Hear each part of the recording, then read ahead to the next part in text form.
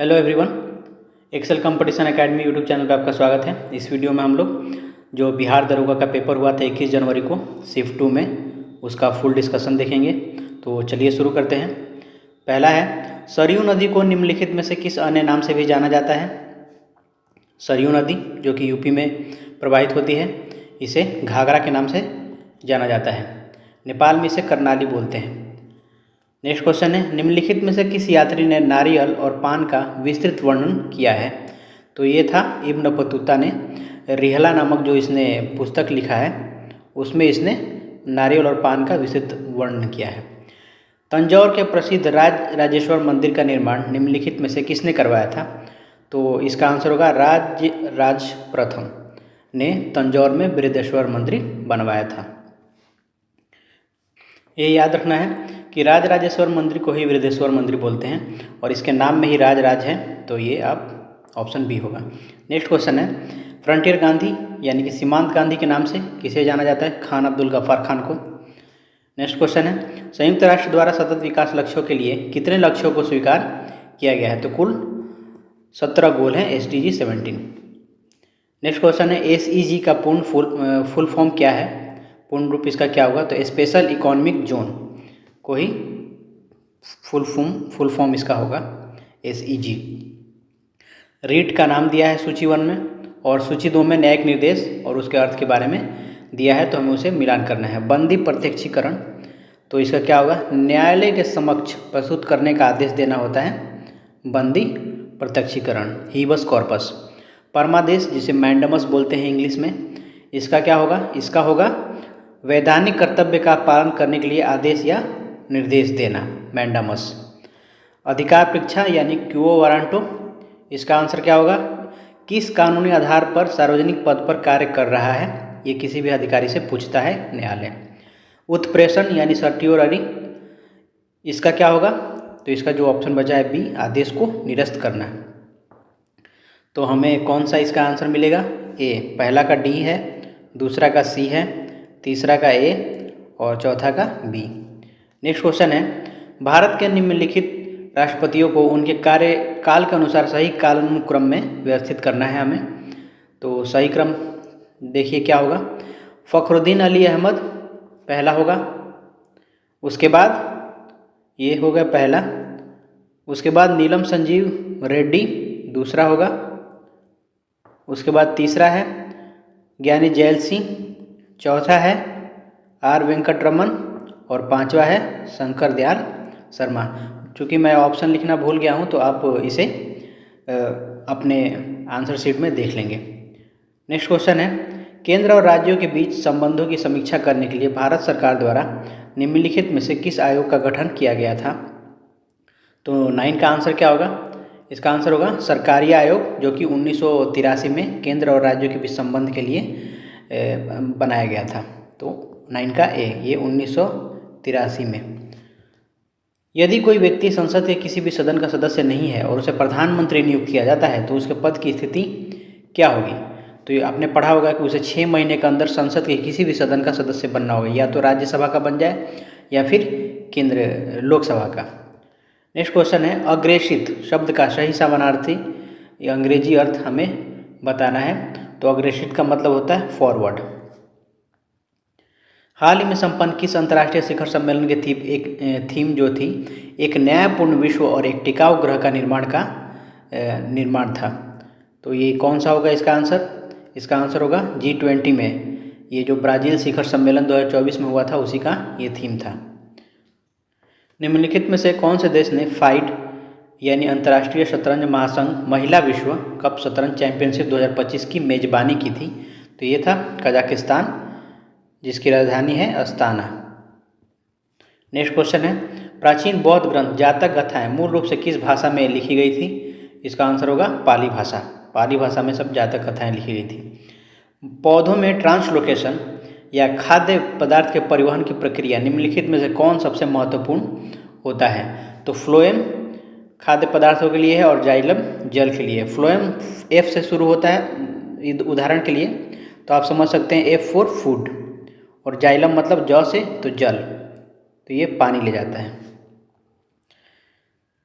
प्रयाग महाकुंभ 2025 के लिए Akashvani all India radio द्वारा शुरू किया गया विशेष एफएम चैनल का नाम क्या था? तो ये था कुंभवाणी, आकाशवाणी का विशेष चैनल।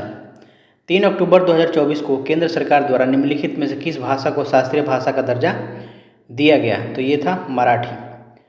3 अक्टूबर 2024 को दिया गया था, याद रखना है। प्रसिद्ध उपन्यास द शैडो लाइन्स के लेखक जिन्हें इरास्मस प्राइज़ 2024 मिला है वे कौन हैं? तो वो हैं अमिताभ घोष। इन्हें मिला है इरास्मस प्राइज़ 2024।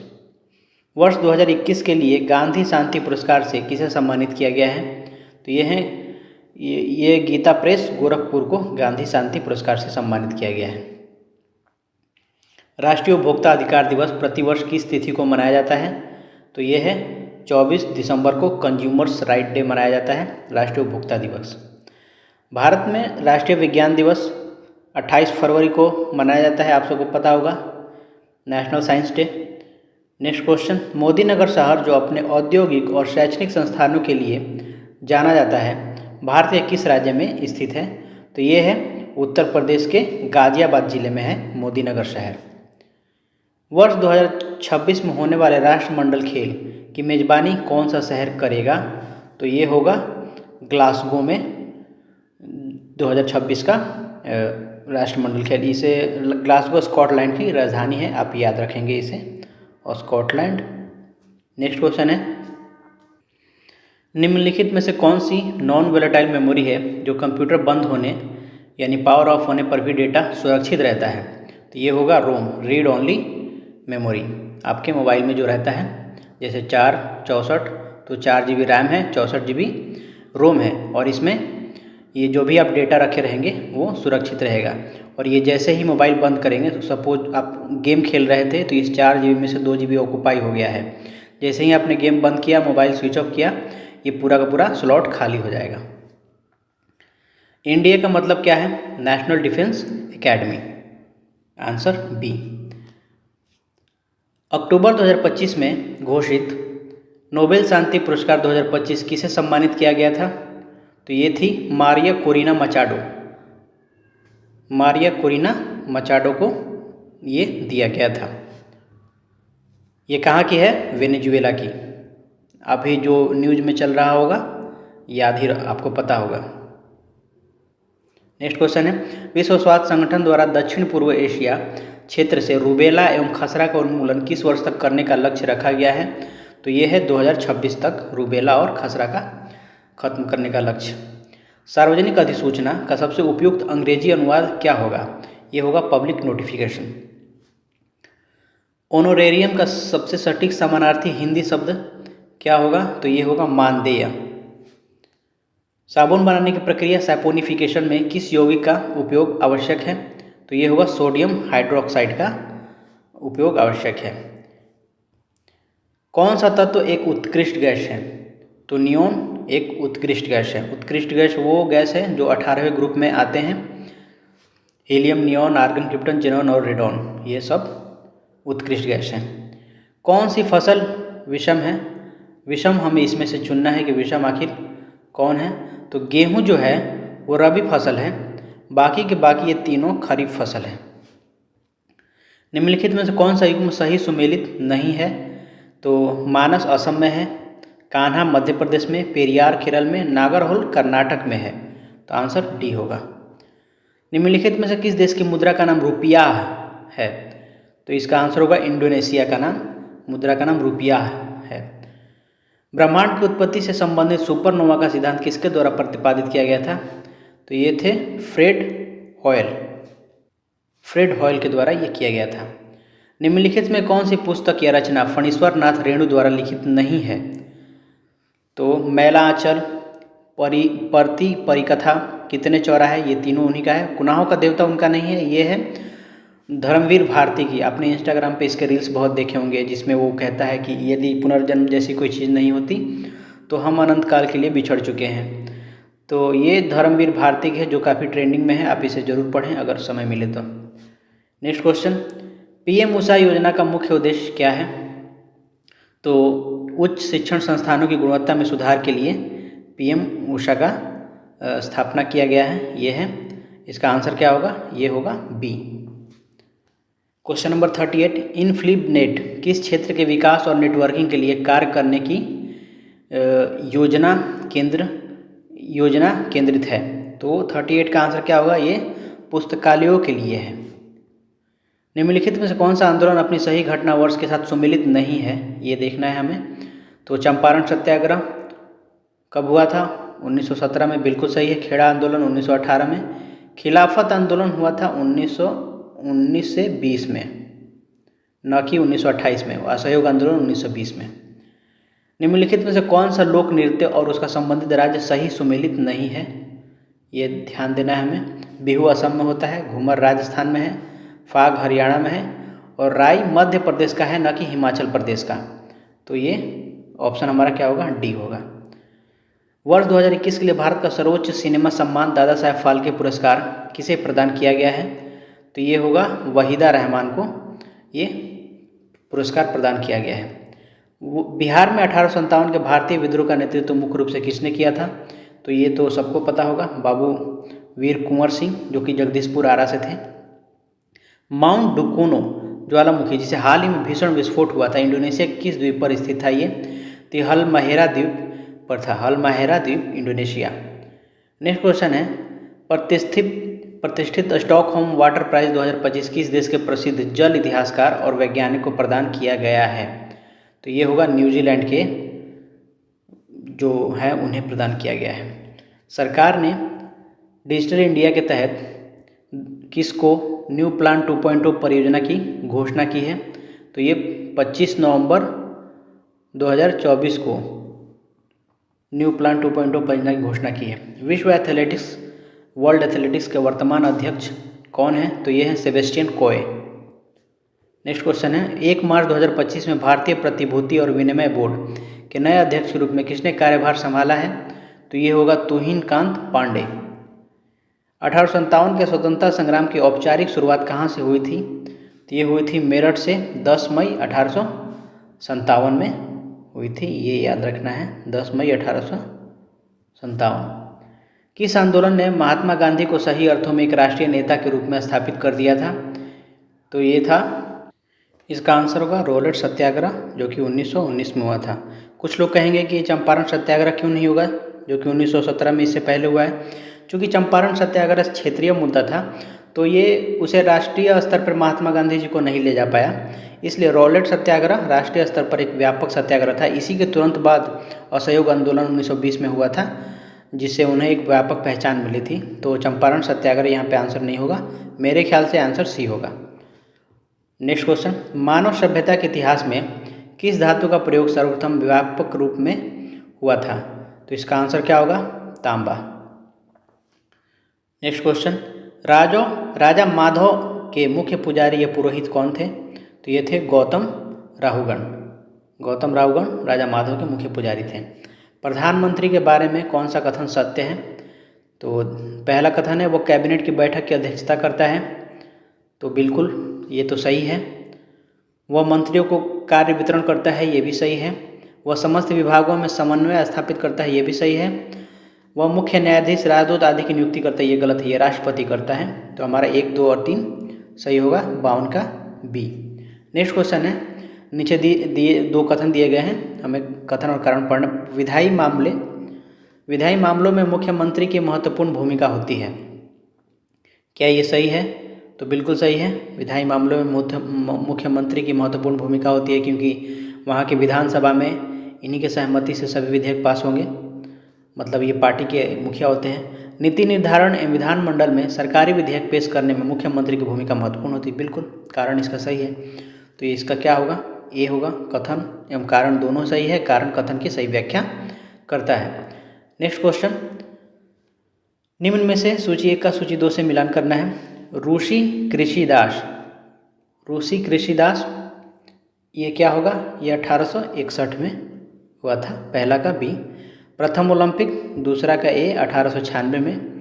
प्रथम व्यावसायिक फिल्म 1895 में और इंग्लैंड यात्री रेलगाड़ी 1825 में।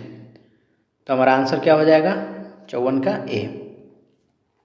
नेक्स्ट क्वेश्चन है, necessary steps should be taken का हिंदी में रूपांतरण करना है। Necessary step should be taken, यानी कि आवश्यक कदम उठाए जाने चाहिए, संभावना नहीं होगा, गलत होगा ये, तो 55 का ए आंसर होगा।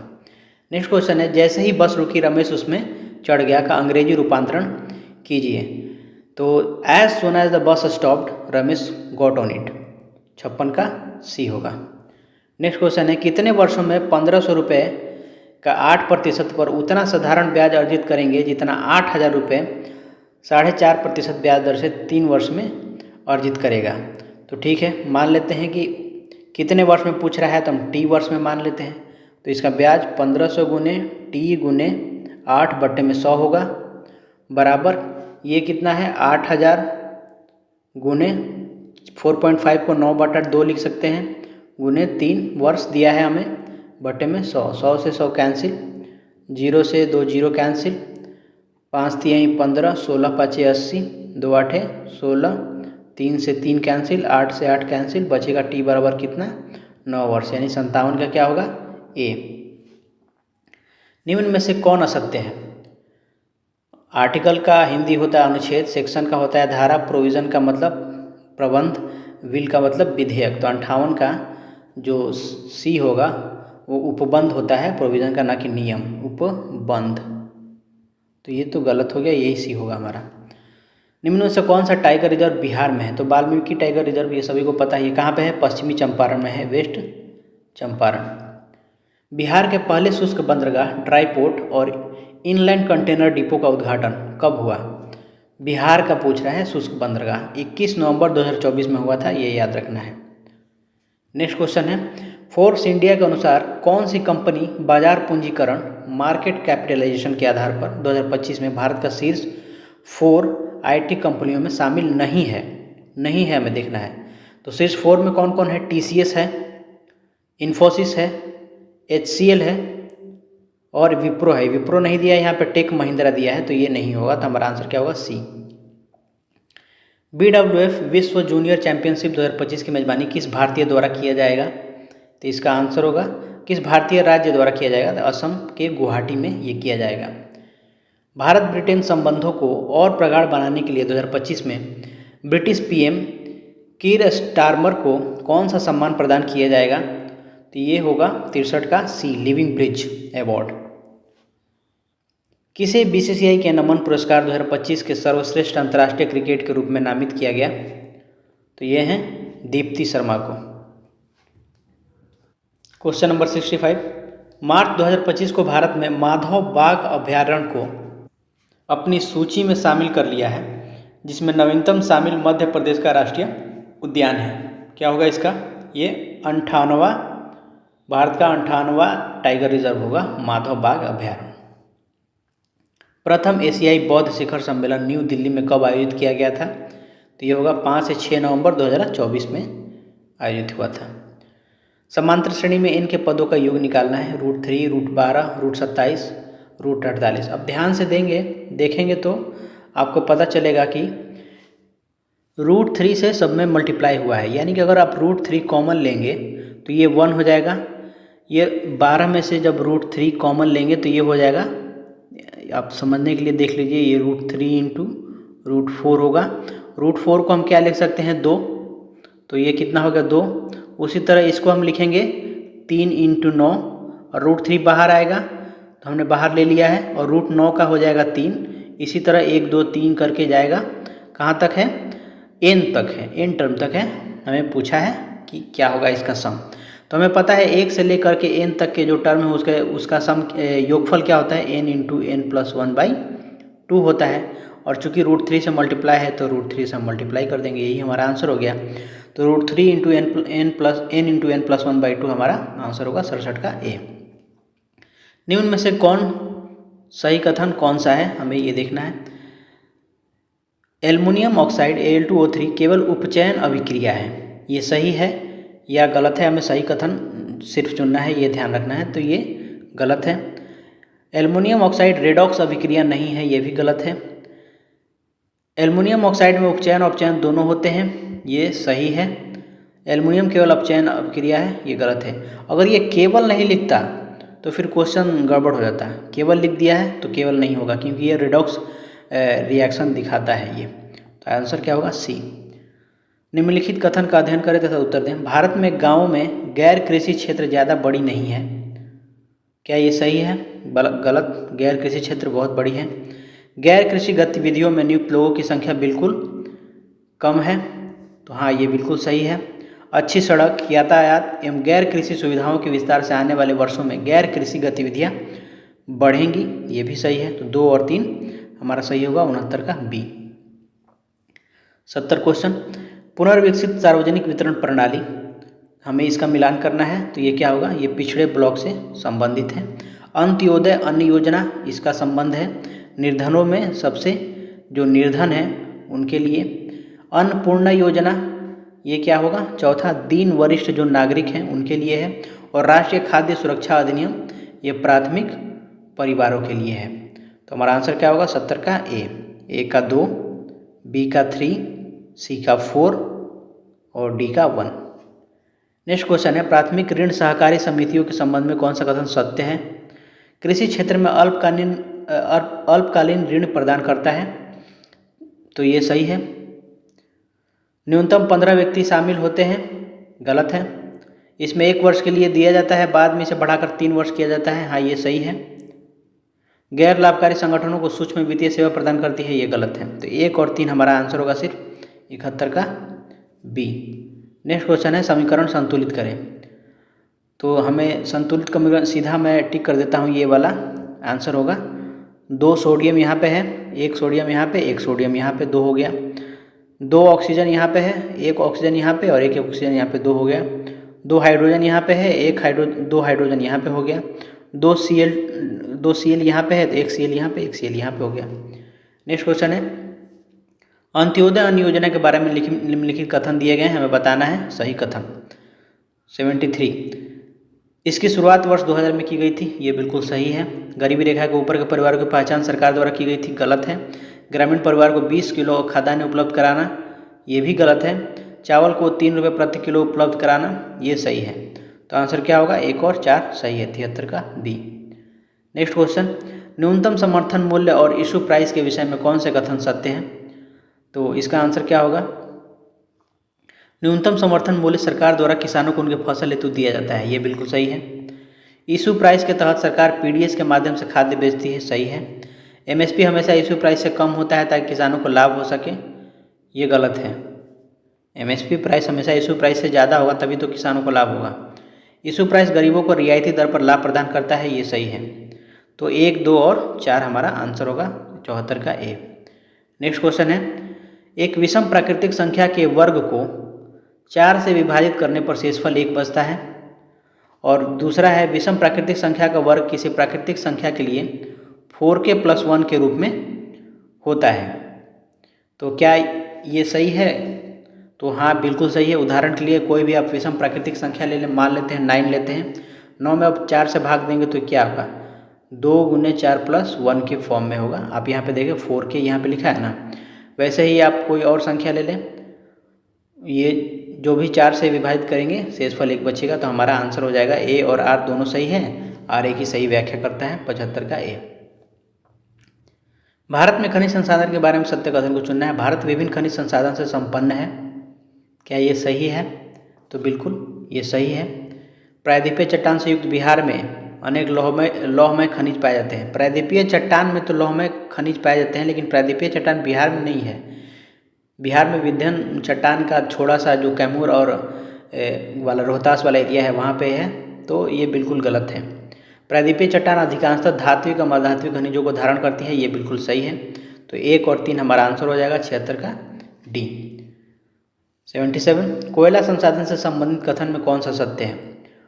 कोयला संसाधन से संबंधित हमें कथन देखें। तृतीय युगीन कोयला भंडार भारत के असम राज्य में मिलता है। बिल्कुल, ये टर्शियरी युग का है। तमिलनाडु, पश्चिम बंगाल, झारखंड, उड़ीसा भारत में कोयले के प्रमुख उत्पादक हैं। ये भी सही है। भारत में कोयला गोंडवाना और तृतीय युगीन चट्टान श्रृंखला से मिलता है। ये भी सही है। तो हमारा आंसर क्या होगा? सी 77 का। 5 खरीदे 1 मुफ्त पाएँ और 3 खरीदे 1 पर 50% का छूट पाएँ। दुकानदार 2 छूट के विकल्प देता है। पहला ये, दूसरा ये। राधा को 24 पुस्तकें खरीदनी है, तो कौन सा विकल्प चुने कि उसे ज़्यादा लाभ प्राप्त हो? तो देखिए, 5 खरीदे एक मुफ्त पाए का मतलब है कि टोटल सामान यदि आप 6 खरीदेंगे तो उसमें एक जो सामान होगा वो फ्री होगा। तो 1/6 गुने 100, 2 तिहाई 6, 2 पचे 10, 16.2/3 हमारा परसेंटेज डिस्काउंट मिलेगा। ठीक है। दूसरा बोल रहा है कि 3 खरीदे 1 पर 50% छूट पाए, यानी कि 6 खरीदेंगे तो आपको 1 पर 100% छूट मिलेगा। राइट, समझने के लिए 3 खरीद रहे हैं, 1 पर 50% छूट मिल रहा है, तो 6 खरीदेंगे तो 1 छूट मिलेगा, यानी कि 1/7 होगा, यानी कि 7 टोटल खरीदेंगे तो 1 आपको फ्री मिलेगा बट्टे 7। ये कितना होगा 14×7 = 200 बट्टे 14.2/7। तो कौन सबसे ज़्यादा डिस्काउंट दे रहा है? पहला वाला ज़्यादा दे रहा है कि ये? तो ये होगा। तो हमारा आंसर क्या होगा? 78 का ए। नेक्स्ट क्वेश्चन है, एक वृत्ताकार शीट से 135 डिग्री का त्रिज्यखंड काटा जाता है और दोनों त्रिज्याओं के सिरों को मिलाकर एक शंकु बनाया जाता है। वृत्ताकार शीट का त्रिज्या 24 सेंटीमीटर हो तो हमें ये चीज़ें निकालनी है। सबसे पहले तो फिगर से आप समझ लें कि क्या क्या रहा है। ये हमारा वृत्त है, यहाँ से हमने एक त्रिज्यखंड काट लिया है जिसका एंगल दिया है 135 डिग्री। अब जो ये कटा है इसको हमने घुमा के, ऐसे घुमा के एक शंकु बना दिया है। ऐसा हमारा शंकु बन गया है। ठीक है। शंकु की त्रिज्या जो दिया है वो है, वृत्ताकार शीट का जो त्रिज्या है वो है 24 सेंटीमीटर। तो ये वाला हिस्सा क्या है? यही त्रिज्या है, तो ये भी क्या होगा? 24 होगा, ये भी 24 होगा। राइट। उसके बाद क्या बोल रहा है कि शंकु के वृत्ताकार आधार की परिधि हमें निकालनी है। ठीक है। अब ध्यान देंगे तो ये शंकु का जो परिधि है ये इसके बराबर होगा। राइट। तो ये कैसे निकालते हैं? θ/360 × 2πr। थीटा 135 डिग्री है, बट्टे में 360 गुने 2 गुने 22/7 बट्टे आर। आर हमें कितना दिया है? 24 सेंटीमीटर दिया है। तो इसको कटाते हैं। 5 दूनी 10, 3 5, 5 7 35, 5 7 35, 5 दूनी 10, 9 3 27, 9 8 72, 8 3 24। उसके बाद कितना हो गया? ये 3 दूनी 6, 6 3 18। अगर इसको पाई ही रहने दे तो ये होगा हमारा टोटल 18 पाई। तो शंकु का जो वृत्ताकार आधार है उसकी परिधि कितना है? 18 पाई है। ठीक है। तो हमें क्या करना है? 2πr = 18 पाई लिखेंगे। पाई से पाई कैंसिल, तो r = 9 सेंटीमीटर, यानी शंकु का जो त्रिज्या है वो 9 सेंटीमीटर मिल गया। उसके बाद हमें निकालना है शंकु का वक्र पृष्ठ क्षेत्रफल। तो शंकु का वक्र पृष्ठ क्षेत्रफल क्या होता है? πr/l होता है। पाई ही रहने देना है। r कितना दिया है हमें? r 9 मिला है और l हमें 24 मिला है। तो 9 चौके 36 के 6 हासिल 3, 9 दूनी 18, 3 21, 216 पाई सेंटीमीटर स्क्वायर, जो कि ये नहीं होगा, गलत है। शंकु का आयतन हमें निकालना है। आयतन के लिए क्या करते हैं? 1/3 पाई r² h निकालना है हमें। ये 9 दिया है और ये 24 दिया है, तो ये h है। h बराबर क्या होगा? √24 का स्क्वायर माइनस 9 का स्क्वायर। इसे लिखेंगे 24 9 कितना होगा? 33, और 24 में से 9 जो है 15। तो क्या करें? 3 गुने 11 लिखें इसे, 3 गुने इसे 5 लिखें, तो ये होगा 3√55। हमारा h मिल गया 3√55। तो 1/3 गुने पाई को पाई रहने दें, 9 × 9, और h हमें दिया है 3√55। तो 3 से 3 कैंसिल, तो ये 81√55 पाई, यानी ये भी सही है। तो हमारा तीनों सही है, गलत कौन सा है? सी। तो 79 का आंसर क्या होगा? सी होगा। हालांकि इसमें बताया नहीं कि गलत या सही चुनना है, तो आप देख लीजिए, अगर कोई डेटा वेरिएशन है तो आप उसे खुद निकाल सकते हैं, मैंने तरीका बता दिया है। नेक्स्ट क्वेश्चन है, किन युग्मों का HCF 1 होगा? मतलब उनमें एक के अलावा और किसी और से भाग नहीं जाएगा, ऐसा वो बोल रहा है। तो पहला देखिए, 101 और 2003, ये दोनों क्या है? को प्राइम नंबर्स हैं, यानी इसका HCF क्या होगा? 1 होगा। बाकी इनका और इनका नहीं होगा, तो आंसर होगा 80 का ए। ये क्यों नहीं होगा? आप चाहें तो इसे भाग दे करके देख सकते हैं, सीधा सा तरीका आप लोग को पता ही होगा। 1261 कितने बार में जाएगा? मेरे ख्याल से ये 50 बार में, 5 बार में ले जा सकते हैं। 50 बार में सीधा लिख देता हूँ मैं, तो ये कितना हो जाएगा? 5 एकम 5, ये 0, 5 एकम 5, 6 5 30 के 0 हासिल 3, 12 5 60 3 63, तो ये हो जाएगा 4 0 1, 104 हो जाएगा।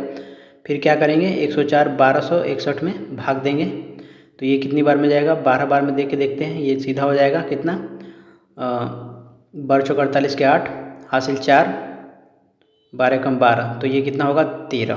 फिर 13 से 104 में भाग देते हैं, 13 8 104, यानी कि 13 इसमें 1 और 13 से भाग जा रहा है। हमें पूछा क्या है, सिर्फ 1 से। इसका देखेंगे तो 2 1 3, 3 3 6, 6 6 12, 12 9 21 है। ये 6 2 8, 8 4 12, 12 5 17, 17 4 21, यानी इनमें 3 से भाग जा रहा है। तो ये भी प्राइम नहीं है। इसमें 1 और 3 मिल गया, इसमें 1 और 13 मिल गया, तो हमारा आंसर क्या होगा, 80 का 1। नेक्स्ट क्वेश्चन है, दो पासों को एक साथ उछाला जाता है और दोनों पासों पर आए अंकों का योग एक पूर्ण घन होने की प्रायिकता क्या है। पूर्ण घन होना चाहिए। तो आपको पता होगा पासे फेंके जाते हैं, उसमें 1 2 3 4 5 6 होते हैं। इसमें से क्या जोड़ेंगे कि वो पूर्ण घन के बराबर हो रहा है, तो इसमें सिर्फ एक 8 ही ऐसी संख्या होगी जो 5 3 8 होगी, 6 2 8 होगी, 4 4 8 होगी, जो कि पूर्ण घन है, यानी 8 2 का क्यूब है। ठीक है, तो हम पेयर बनाते हैं, कौन कौन सा होगा, एक होगा 2 6 और ये 6 2।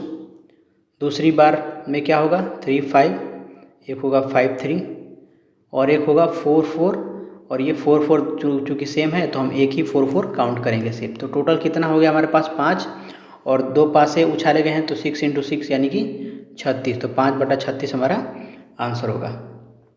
नेक्स्ट क्वेश्चन है, सुधीर संजय और श्याम में 5 4 8 के अनुपात में एक व्यवसाय में निवेश किया। सुधीर ने 3 महीने बाद 2/5 हिस्सा वापस ले लिया, संजय ने 4 महीने बाद 1/4 और श्याम ने 1/3 हिस्सा जोड़ दिया है। यदि 9 महीने बाद 19,200 का लाभ हुआ तो किसे सर्वाधिक लाभ हुआ होगा। तो ये होगा सुधीर, ये संजय और ये श्याम। ठीक है, सुधीर 5:4:8 के अनुपात में इन्होंने निवेश किया है। आई से इन्वेस्टमेंट, इन्वेस्टमेंट मतलब निवेश। अब बोल रहा है जो टाइम है इन्होंने कितना दिया है, तो सुधीर ने 3 महीने बाद 2/5 हिस्सा वापस ले लिया है। 5 हिस्सा लगाया था, 2/5 वापस ले लेगा, यानी 2 वापस ले लिया है, तो बचेगा कितना इसके पास, 3 हिस्सा बचेगा। तो हमारा जो प्रॉफिट होगा, ये टाइम कितने के लिए है, आप ध्यान देखिए, 5 यूनिट इन्वेस्ट किया है 3 महीने तक, और उसके बाद बाकी के 9 महीने, चूँकि यहाँ साल नहीं 9 महीने दिया है, यानी कि 3 महीना हो गया तो बचा 6 महीने। 6 महीने के लिए उसने कितना निवेश किया है, 3 निवेश किया है, क्योंकि 2 उसने 2/5 हिस्सा निकाल लिया है, तो 3 × 6। ठीक है, उसके बाद अब संजय का देखते हैं।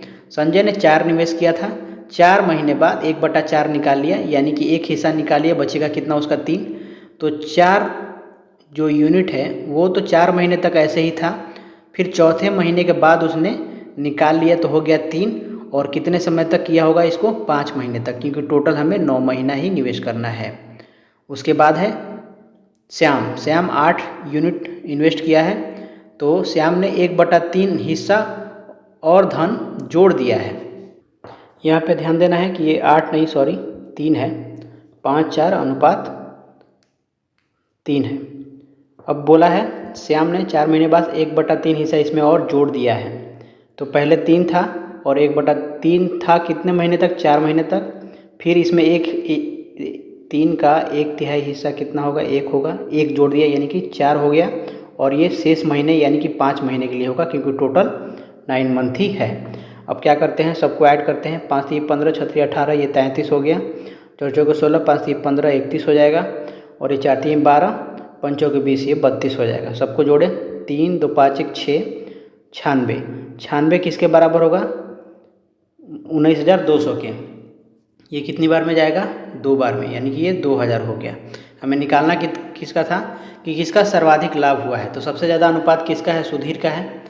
यहाँ पे 33 देख सकते हैं, तो 33 में 2000 से मल्टीप्लाई करेंगे तो 66,000 होगा, तो सुधीर 66,000 हमारा आंसर हो गया। ये ट्रिक जो है आप ध्यान रखना है। नेक्स्ट क्वेश्चन है, 84,000 रुपये को 2 भागों में विभक्त किया गया है। पहले हिस्से को 6% तथा दूसरे हिस्से को 12% वार्षिक साधारण ब्याज पर 2 वर्ष के लिए उधार दिया गया है।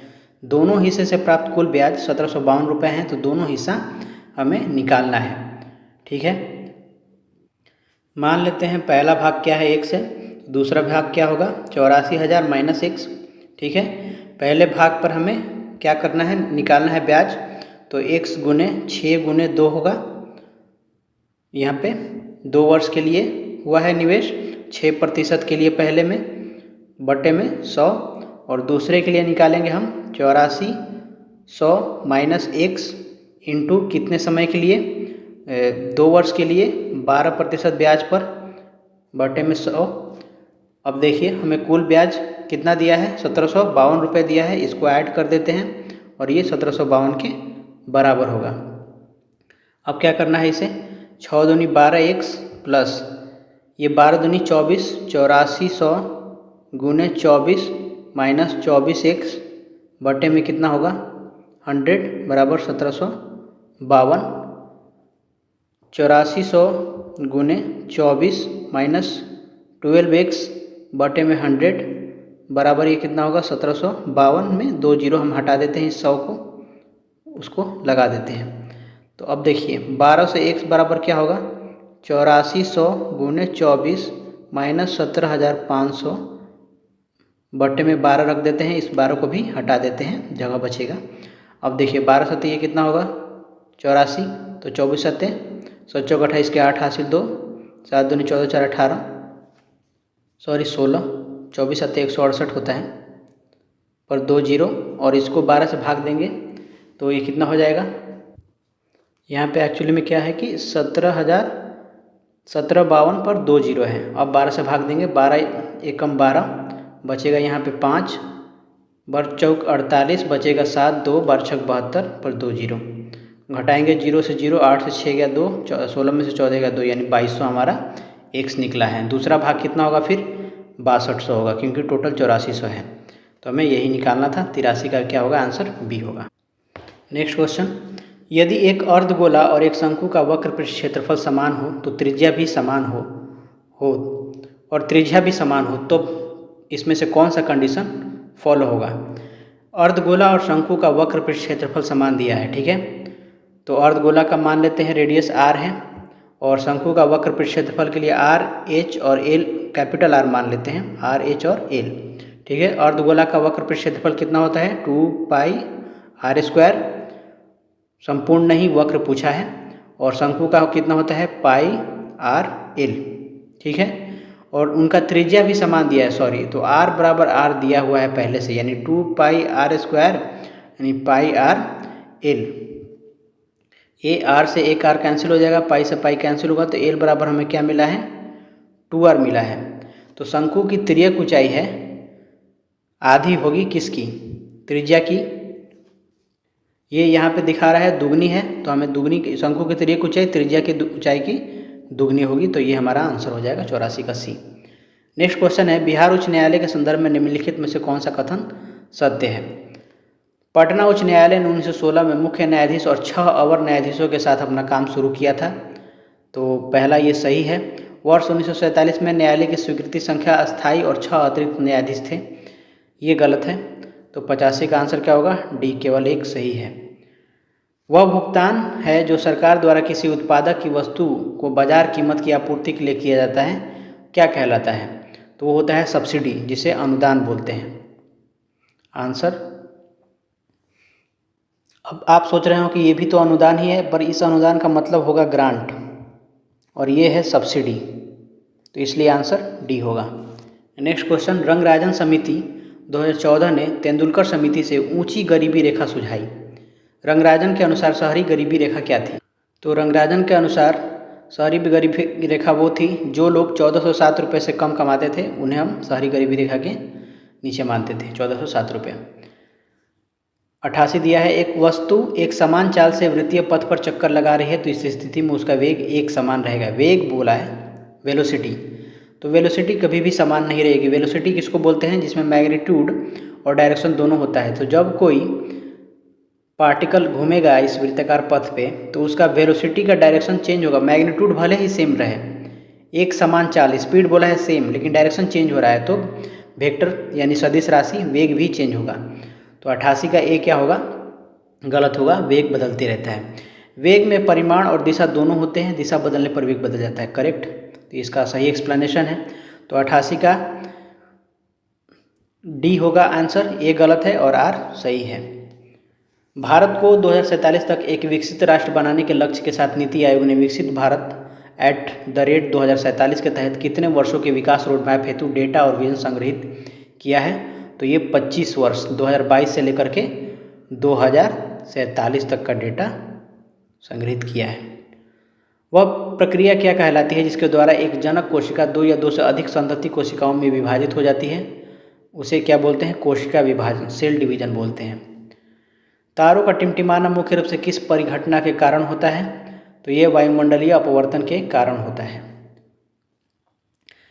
यदि एक सीधे धारावाही चालक में प्रवाहित होने वाली विद्युत धारा के मान को बढ़ा दिया जाए तो उत्पन्न चुंबकीय क्षेत्र की शक्ति पर क्या प्रभाव पड़ेगा? तो धारा पड़ने पर क्या चुंबकीय क्षेत्र बढ़ जाता है? तो ये याद रखना है। तो 92 का क्या हो जाएगा? ए हो जाएगा, ये बढ़ जाएगी। मस्तिष्क में सेरेब्रोस्पाइनल फ्लूइड CSF का मुख्य कार्य क्या होता है? तो यह मस्तिष्क की झटकों से सुरक्षा करता है। जब कोई इस पर चोट लगता है तो उसे बचाता है फ्लेक्सिबिलिटी दे करके। यह मस्तिष्क को बाहरी झटकों और चोटों से सुरक्षा प्रदान करता है। रंध्रों को खोलने और बंद करने की प्रक्रिया का नियंत्रण करने वाली कोशिकाओं को गार्ड कोशिका या द्वार कोशिका या रक्षक कोशिका भी कहा जाता है। ये सही है या गलत है? तो इसका आंसर होगा ये सही है। जब रंध्र बंद होते हैं तो गार्ड कोशिकाएं बाहर निकलने के कारण सिकुड़ जाती हैं, तो ये गलत होगा। तो आंसर हमारा क्या होगा? 94 का सी। आदम कृषि और राज्य से संबंधित हमें मिलान करना है। आदम मतलब प्राचीन काल में जो कृषि होती थी वो किन किन राज्यों में किस नाम से होती थी?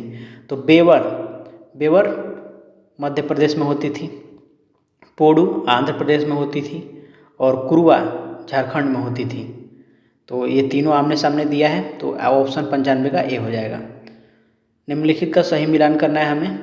काल बैसाखी किसे बोलते हैं?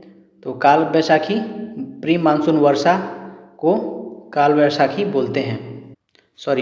काल बैसाखी स्थानीय पवन है जो कि पश्चिम बंगाल में होता है।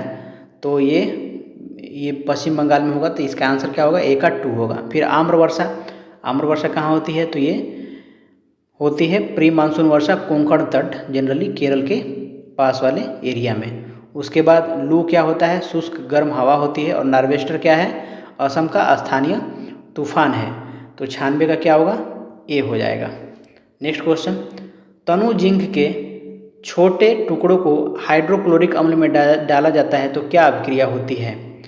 तो उसमें से हाइड्रोजन गैस निकलती है, ये हमें ध्यान देना है। 97 का क्या होगा? ए होगा।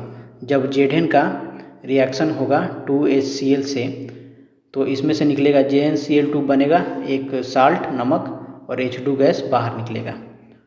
नेक्स्ट क्वेश्चन है, नीचे दी गए चित्र में एक वस्तु की स्थिति दी गई है, दूरी दिया गया है, एक अक्ष पे समय दिया है और y अक्ष पे दूरी दिया हुआ है। इस ग्राफ के अनुसार वस्तु की गति के बारे में कौन सा कथन सही है? वस्तु स्थिर है। देखिए ये समय है, समय बढ़ रहा है पर दूरी जस की तस है। ये तो तभी होगा जब बंदा यहाँ पे रुका ही रहेगा कि समय बढ़ते जा रहा है और चुपचाप यहाँ पे वो खड़ा है। तो हमारा आंसर क्या होगा? 98 का ए, वस्तु स्थिर है। सूची 1 का सूची 2 से मिलान करना है। ये आँख से संबंधित है। तो पुतली का काम क्या होता है? ये प्रकाश की मात्राओं को नियमित व नियंत्रित करती है। उसके बाद रेटिना का काम क्या होता है? तो ये जहाँ चित्र बनती है वो वाला एरिया होता है। लेंस क्या करता है? लेंस प्रकाश को केंद्रित करता है रेटिना पर। और कॉर्निया क्या करती है? तो ये अग्र पारदर्शी झिल्ली है। तो 99 का क्या होगा? ए होगा। ए का 2, बी का 3, सी का 1 और डी का 4।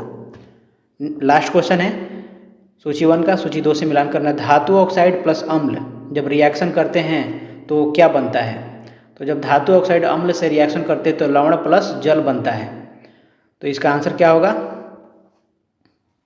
3, ए का 3, लवण प्लस जल हमें यहाँ पे दिया हुआ है। फिर जब HCl को H2O से रिएक्शन कराएंगे तो क्या मिलेगा? इसमें हाइड्रोक्सिक अम्ल बनेगा और क्लोरीन अलग हो जाएगा। धातु के कार्बोनेट के साथ जब अम्ल का रिएक्शन कराएंगे तो क्या मिलेगा? हमें एक लवण मिलेगा, फिर CO2 और H2O मिलता है।